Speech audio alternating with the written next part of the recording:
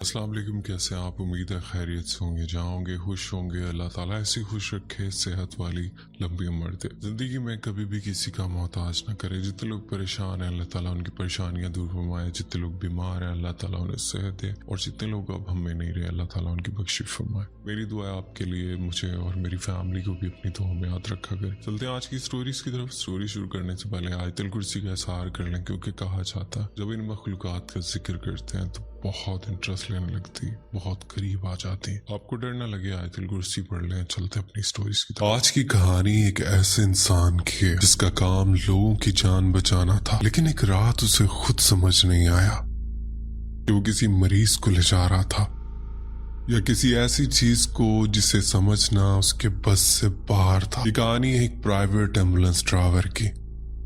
एक सुनसान रात, एक खामोश गांव और एक ऐसा सफर जिसके बाद उसने रात के वक्त अकेले मरीज ले जाना तकरीबन छोड़ दिया। ये कोई फिल्मी कहानी नहीं, बल्कि एक ऐसा वाक़या जिसे सुनकर आप खुद सोचने पर मजबूर हो जाएंगे कि बाज़ औक़ात खौफ नजर नहीं आता, सिर्फ महसूस होता है। अस्सलाम वालेकुम अदनान, मेरा नाम गुलजार है। ये बात आज से तकरीबन 10-11 साल पुरानी। उस वक्त हमारे गांव और आसपास के इलाके इतने तरक्की याफ्ता नहीं थे। एक छोटा सा अस्पताल जरूर था, मगर वहां सिर्फ आम इलाज होता था। अगर कोई मरीज ज्यादा सीरियस हो जाता तो उसे शहर ले जाना पड़ता, और शहर हमसे 4 से 5 घंटे की मुसाफिर पे था। उस जमाने में मेरे पास एक सुजुकी बुलान थी, जिसे मैंने अपनी हैसियत के मुताबिक एम्बुलेंस बना लिया था। ना कोई बड़ी सहूलत, ना जदीद मशीनें, बस एक स्ट्रेचर, चंद जरूरी चीजें और अल्लाह का नाम, यानी मेरा जरिया रोजगार था।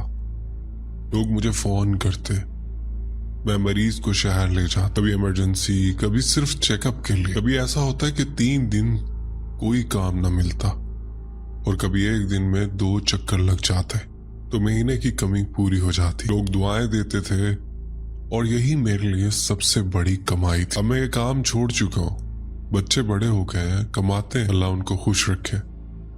मगर उस वक्त मेरे साथ एक ऐसा वाक़या पेश आया जो आज भी याद आ जाए तो जिस्म में सर्दी सी दौड़ जाती। गर्मियों के दिन थे, हम सब सहन में चारपाइयां डालकर सो रहे थे। रात काफी गुजर चुकी थी। मेरा फोन अंदर चार्जिंग पे लगा हुआ था, पंखा स्टैंड वाला चल रहा था।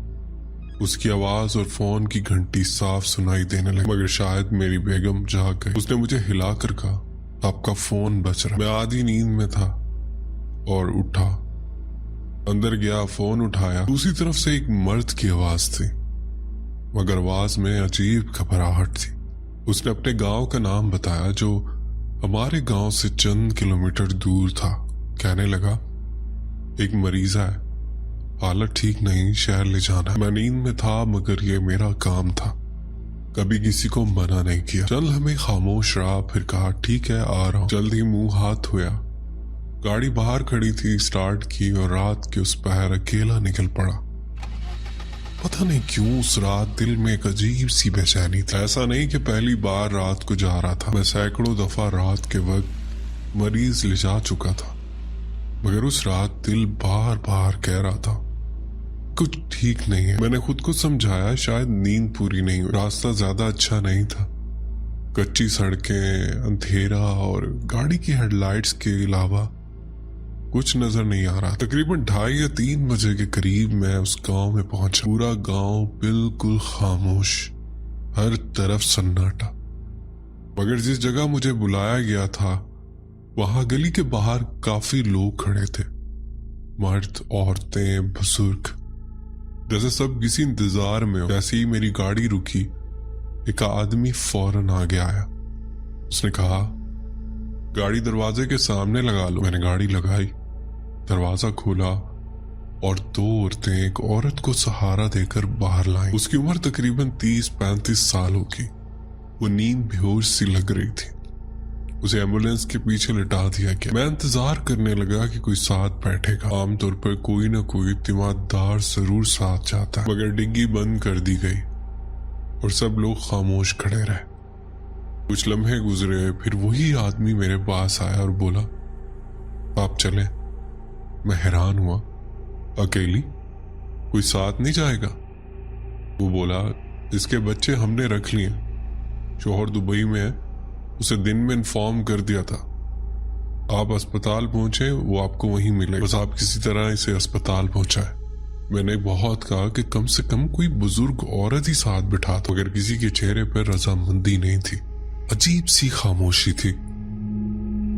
ऐसा लग रहा था जैसे सब जल्दी में है कि मैं बस यहां से निकल जाऊं। वो मंजर आज भी याद है, इतने लोग थे मगर आवाज किसी की नहीं थी, जैसे सबके दिल में एक ही खौफ हो जिसे कोई जुबान न दे रहा। मैंने अल्लाह का नाम लिया और गाड़ी स्टार्ट कर दी।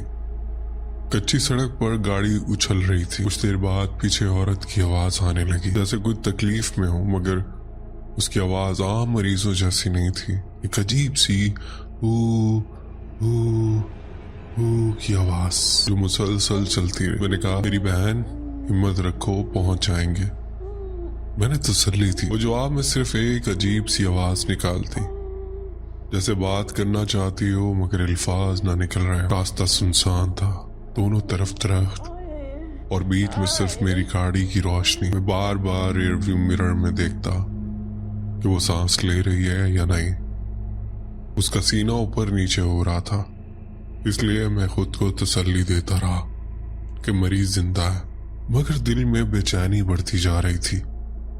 सबसे अजीब बात यह थी, वो पूरा गांव जाग रहा था मगर कोई साथ नहीं आया।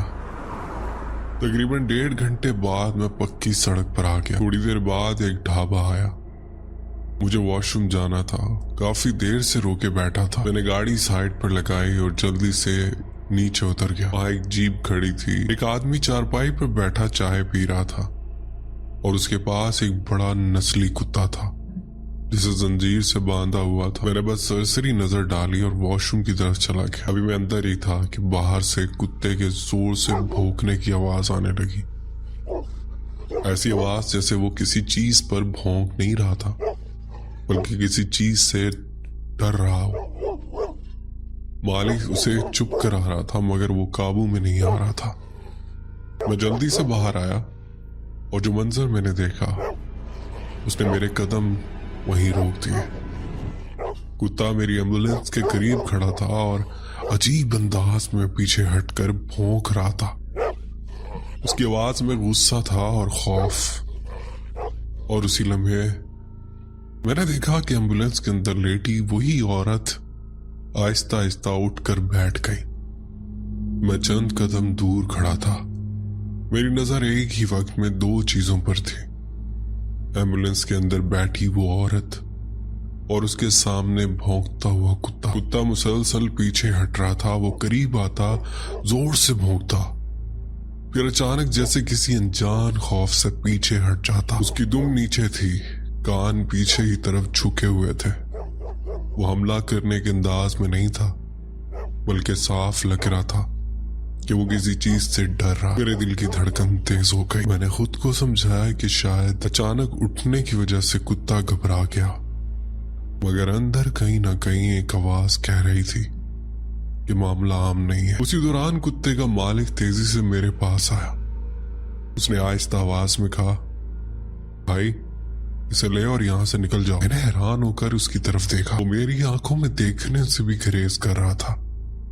उसके चेहरे पर अजीब सी संजीदगी थी, जैसे वो कुछ कहना चाहता हो मगर कह नहीं पा रहा। मैं कुछ बोलता उससे पहले ही वो पीछे हट गया। मैंने हिम्मत की, गाड़ी के करीब गया, दरवाजा खोला और कहा, बहन आप ठीक हैं? वो सीधी बैठी हुई थी, उसका सर थोड़ा झुका हुआ था। उसने मेरी तरफ देखा मगर उस नजर में कोई घबराहट नहीं थी, ना दर्द ना खौफ, बस एक खाली सी नजर। उसी लम्हे मेरी नजर उसके हाथों पर पड़ी। उसके दोनों हाथ बंधे हुए थे। मेरे जिस्म में जैसे करंट सा दौड़ गया। मरीजों के हाथ इस तरह नहीं बांधे जाते। दिमाग में फौरन कई सवाल आया, ये ज़हनी मरीज है, क्या इसे काबू में रखने के लिए बांधा गया? मगर फिर गाँव वालों का वो रवैया याद आया, उनकी खामोशी, उनका खौफ। मैं कुछ पूछने ही वाला था कि उस औरत ने एक अजीब सी सूंघने जैसी आवाज निकाली, जैसे कोई हवा को अंदर खींच रहा और फिर आहिस्ता से की आवाज निकाली।